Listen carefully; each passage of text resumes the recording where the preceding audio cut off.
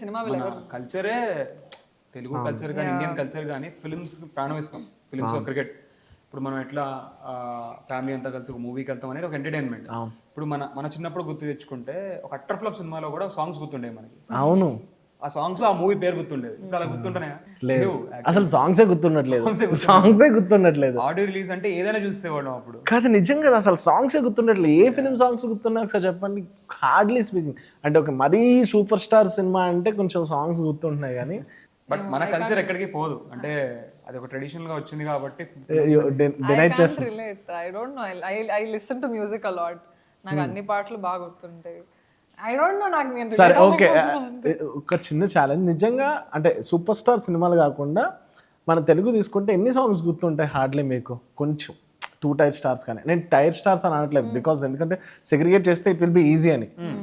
Movie పెట్టిన hit actually folk songs hit అవుతున్నాయి, individual songs hit అవుతున్నాయి. యాక్చువల్గా మా సాంగ్స్ మీరు విన్నారా? యా, నేను టీజర్ చూసినప్పుడు విన్నాను. యాక్చువల్గా మా సాంగ్స్ అన్నీ బాగుంటాయి.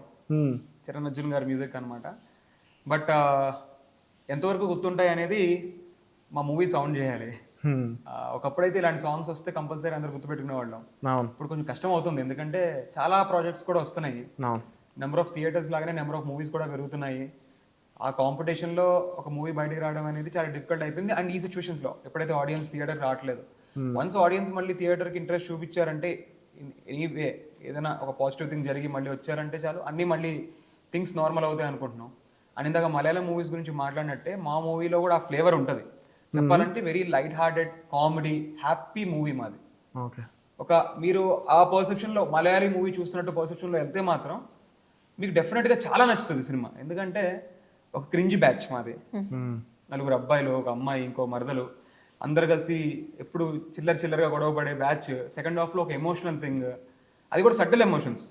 ఈ నోట్లో ఏదో చూపించడం కాదు, స్టోరీ పరంగా ఉంటాయి. అండ్ ఫార్మర్స్ గురించి ఒక చిన్న ఎలిమెంట్. ఇవన్నీ కంబైన్ చేసి మిక్చర్ చేసి చేసేసామని చెప్పను నేను.